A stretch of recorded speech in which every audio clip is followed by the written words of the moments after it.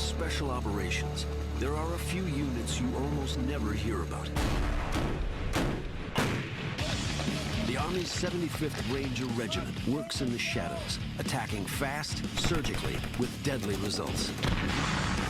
They're America's go-to force for direct action raids around the world. It's the last stretch! Let's go, man! But you won't see them in the headlines. We're expected to be able to conduct a lot of operations that have a big impact on the enemy, and we've chosen not to advertise a lot of what we're doing, quite honestly. The Rangers are the only regiment in the U.S. arsenal ready to strike anywhere on the planet in 18 hours or less. But only a certain breed of man can become a Ranger. Go, go, go! We're very careful about who it is that we select. To be a part of that select group would be the world to me. Probably gonna get my butt kicked a lot. There's nothing else I'd rather be than a Ranger. The Ranger Assessment and Selection Program, better known as RASP, is 8 weeks of soul-crushing punishment. It will weed out anyone who can't hack it. They put us through hell here, but for some odd reason, yeah, I enjoy it.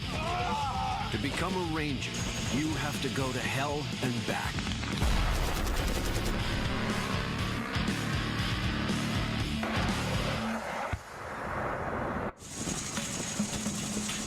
The Army's 75th Ranger Regiment consists of 3,500 Special Operations soldiers. Hey, let's go, first, let's go!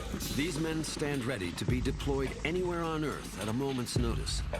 The regiment averages 2,500 combat raids per year, usually to capture high-value targets in the most hostile environments in the world.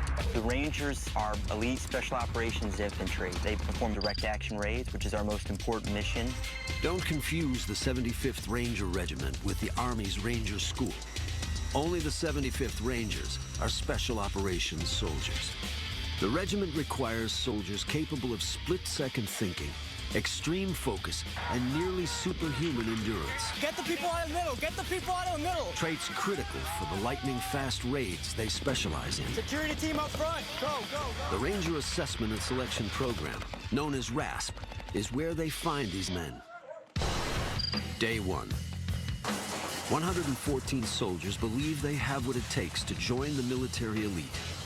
They've come from all over the U.S. to Fort Benning, Georgia, to prove it. David Porter is 34, from San Diego, California. He started in finance and earned an MBA, but then realized an office job wasn't for him. I have a wife and 2 daughters. I know they're at home probably with little Ranger shirts on right now, so they're kind of my cheerleaders. A little bit of pain now is going to pay off later for not only myself, but my family as well. Mario Benales is 27. He was a successful auto salesman in Laredo, Texas, but he decided he wants a more fulfilling career. This is his second attempt to make it through RASP. I was already dropped once from this course. I said, there's no way. I signed up to the Army to be this. This is what I want to be. This is what I'll fight for. And I'll do it as many times as I have to. But this is what I want. Dominic Hassenfratz is 18. He's an Army brat and a computer whiz from O'Fallon, Washington. My dad is my biggest inspiration. I can't ever look at my dad and be like, I failed. At the end of this, my dad's gonna be there and he's gonna be telling me he's so proud of me. And it's gonna be all worth it. After a week of orientation, the RASP course is about to start hurting. Day 8 starts before dawn. All 114 candidates of Class 5-12 form up in the barracks courtyard. Your task is to conduct a 12-mile road march. You need to be able to complete the road march in 3 hours or faster. Are there any questions on the task condition standards? Yes, sir. Let's go. They head out, carrying 50 pounds each. Begin.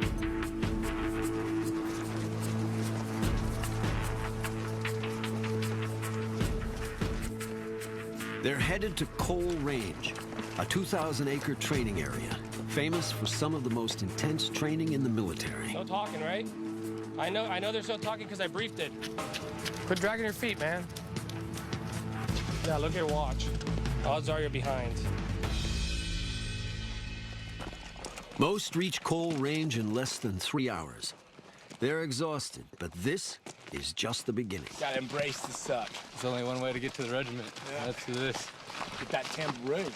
They'll spend the next week here, on their feet 20 or more hours a day, non-stop. Benales, Sergeant. Benales. The men don't know exactly what will happen at Cole Range. Porter, Sergeant. But they do know it's designed to test every soldier's breaking point. You guys have 3 minutes. Go. They're divided into 30-man platoons and handed their first mission. Okay, platoon sergeants, come with me. First station is going to be over here. The second station is going to be over here. It does not matter which station you go to first, as long as you go as a platoon to each station. They must report to 2 locations as a team. They'll cover roughly 4 miles. Easy, if there weren't some surprises in store. Along the way, the instructors will add some grueling problems to see how the platoon copes with adversity. Begin. 1 minute to start moving out of here. Hey, what's the game plan? Hey, we gotta make it to Yankee Road. Private Abel is placed in charge of 1st Platoon. We gotta go back to that main road and then back. Raj? There's a certain amount of unknown about the course, so there's always gonna be a certain level of anxiousness to it. But, I mean, I feel like I'm prepared for whatever comes. Come on, let's go.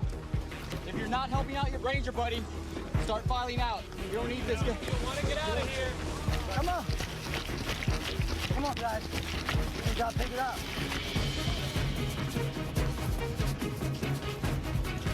They reach their first location in an impressive 30 minutes, but platoon leader Abel is suddenly killed off. Hey, platoon sergeant, you're down. You're a casualty.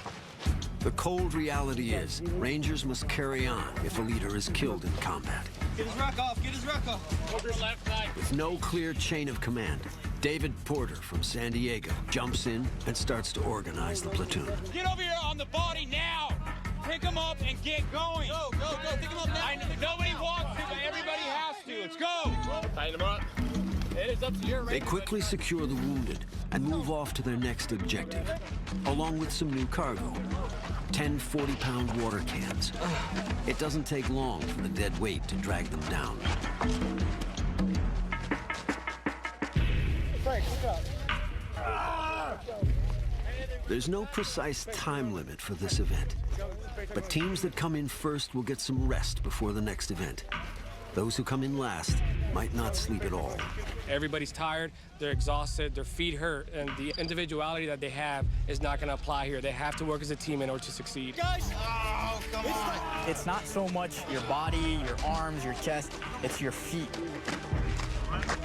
Your feet are just screaming out for, stops, get off of me, get off of me. After another mile, the platoon is barely holding it together. The stronger members are carrying the brunt of the weight, Help out!